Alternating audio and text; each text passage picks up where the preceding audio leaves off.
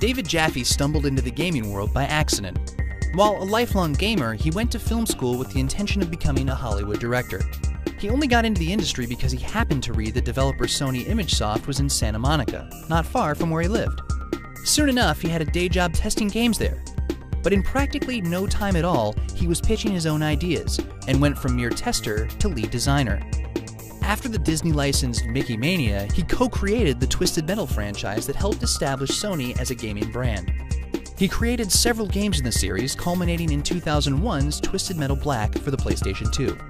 Coming off of this project, however, Jaffe had another idea for a completely different genre of game, one that would be even more gleefully violent than his car combat titles. And while this franchise would take him to the very peak of success, it would also mark the end of his long career at Sony.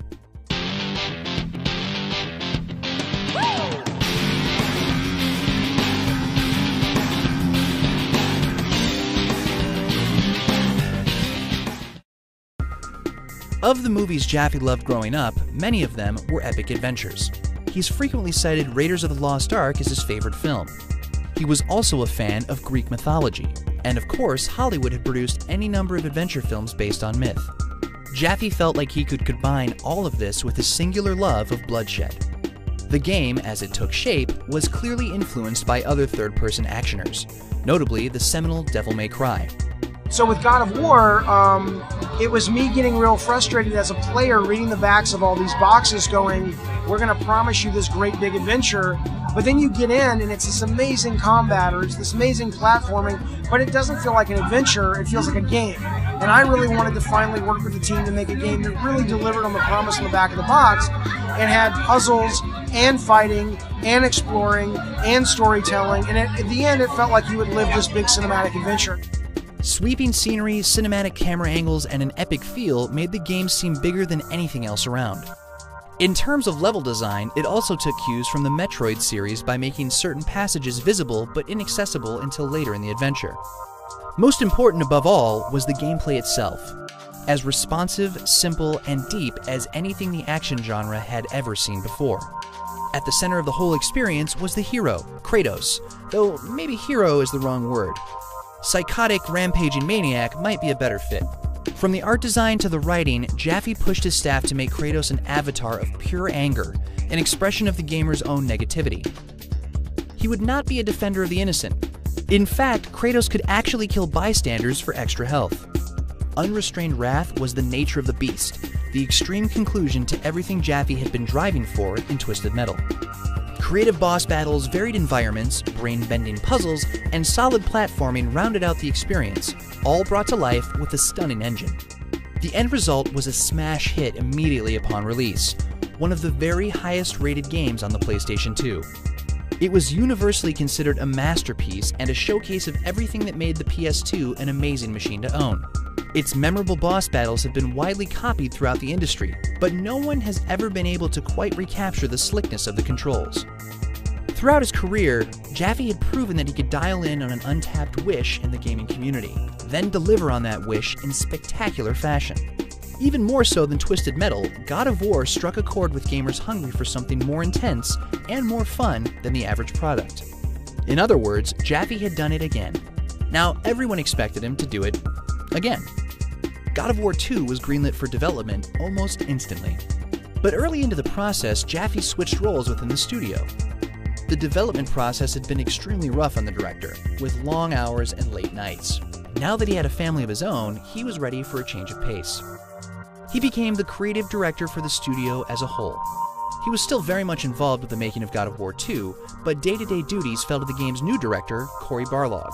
Most of my work on God of War 2 really came at the beginning when it was sort of a design team that was a little bit different, and it was kind of almost like training a lot of the newer guys and even some of the older guys who had moved up into new positions. We have to encounter something, come back to it later. It feels more like you're actually in the world that way. It was more kind of getting them set up for that kind of philosophy and then working with them on the story. Other than that, that was my involvement.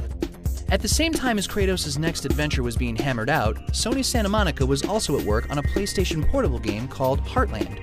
The story of a Chinese invasion of America, it's centered around the moral dilemmas of an American soldier in the war. It was an attempt on Jaffe's part to make a more emotional, character-centric game. Sadly, for reasons undisclosed, the game was cancelled. But while all this was going on, Jaffe was also deeply involved in another game as well. This one from Incognito Entertainment, the company from Scott Campbell and the old Twisted Metal team. Calling All Cars was a downloadable-only game for the PlayStation Network, a deliberate attempt on Jaffe's part to make a smaller, less work-intensive game. It was meant to be a throwback to the old arcade games he used to love, simple, addictive, and fast-paced. On God of War, Jaffe had tried to make a huge, sweeping epic adventure like Indiana Jones. In the end, he felt that he failed, simply because the video game medium was too different from film. Calling All Cars was a way to hone in on what video games did best, by focusing on fun gameplay above all else. Sadly, it didn't quite work.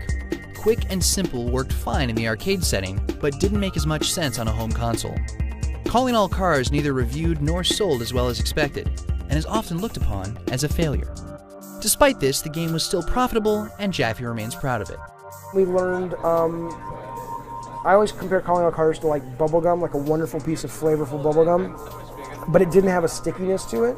And so after 1 or 2 rounds, you were satisfied. So I'm done. And you might come back hopefully in a week or 5 days, but you didn't feel that need to keep playing for hours. I didn't. I loved the game, and I didn't. A lot of people think the stickiness comes from trophies or leaderboards or upgrades, and all that's true. There is that kind of meta thing going on, but underneath that, you really have to have a game that you feel you can get better at and improve at, or you're going to lose interest. Unfortunately, Jaffe's love of the game and his unfiltered nature got the better of him in this instance. Video game website GameSpot posted a negative review of the game, and while they weren't the only ones to do so, Jaffe took notice. On his own personal blog, he posted a massive review of the review, including his thoughts on how developers react to reviews in general, and whether or not he was even in a position to comment on the review.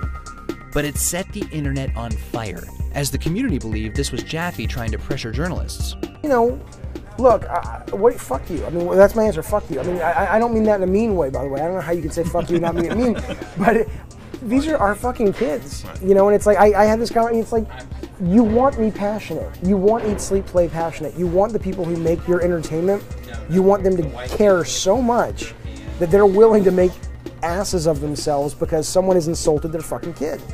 And is it professional? Probably not. Is it best for getting jobs with certain people who will look at me and say, oh, you're a dick? Probably not. But I love this stuff. You put it out there and you get a shitty review, it fucking hurts. And it should hurt. If it doesn't hurt, you're doing something wrong. The backlash became so bad that Jaffe stopped posting to his blog for a while. Jaffe's bluntness is often appreciated by fans in an all-too PR-spun industry, but sometimes it's just too much. Jaffe, of course, eventually returned to his blog and has remained one of the most open and communicative developers in the world. Just don't say anything bad about his game. As if releasing Calling All Cars and God of War 2 in 1 year wasn't enough, Jaffe then dropped a final bombshell. He was leaving Sony. Along with his Twisted Metal and Calling All Cars partner Scott Campbell, he was starting his own company, Eat, Sleep, Play. While Sony had been good to him for his entire career, and was the only company he'd ever worked for, he just wasn't being rewarded for all his hard work the way that he could if he worked for himself. The first work of the new company was pretty simple, porting the PSP game Twisted Metal head-on to the PlayStation 2.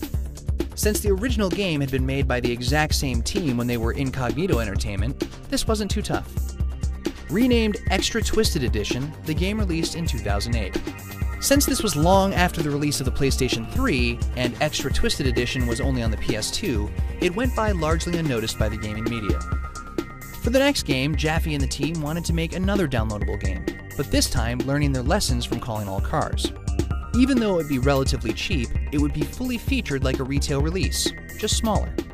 And it wouldn't feature a cute art style, and it wouldn't be too shallow to attract hardcore players. It wouldn't be an unknown quantity either. It would be Twisted Metal. It was, after all, the franchise that this team had worked on together since the beginning. But they were in for something of a surprise. When they showed their progress to Sony, who of course still owned the IP, Sony didn't want a downloadable game anymore. They wanted a full retail release. This meant the team would have to add in a lot more content, which meant a lot more time and money, but Sony was willing to make the investment. The end result has been what Jaffe calls the ultimate Twisted Metal, the game that took everything they ever tried to put in and polished it to perfection. The best game I've ever made. I'm proud of it, proud of the team. The best Twisted Metal, no doubt. I think it's better than God of War. As a game, the best game I've ever worked on. Whether or not fans and critics agree remains to be seen. Regardless, Twisted Metal stands as the longest-running franchise in Sony's history, a series that has been around since the birth of the PlayStation. As for Jaffe himself, on February 7, 2012, Jaffe revealed that he is planning to leave Eat, Sleep, Play, the company he co-founded, behind. The company and team are based in Salt Lake City, but Jaffe lives in San Diego. The remote development process wasn't working as well as Jaffe thought it could, and he now wants to start a new studio in his own city. The split appears to be amicable, with both parties wishing each other well. As a matter of fact, Jaffe had made the decision a year and a half earlier, but didn't want to abandon his team mid-production. Eat, Sleep, Play, meanwhile, will be shifting focus to smartphone games moving forward. Jaffe's future is up in the air, but he does wish to continue making hardcore games. Whether this is on the 8th generation of consoles, or even within an internet browser, time and budget will tell. All told, David Jaffe has been one of the defining voices of Sony's gaming experience, an outspoken creative who has always made exactly the kind of games he wanted. While his unrestrained personality has often gotten him into trouble, it has also allowed him to ignore established conventions and create groundbreaking titles. Though virtually all of his career has been dedicated to the Twisted Metal and God of War franchises, he now wishes to create new IPs that he can control from top to bottom. No one knows what this will be yet, but if Jaffe's 15-year career is any indication, it will be grandiose in ambition, feature unparalleled controls and mechanics, and blow everything else out of the water.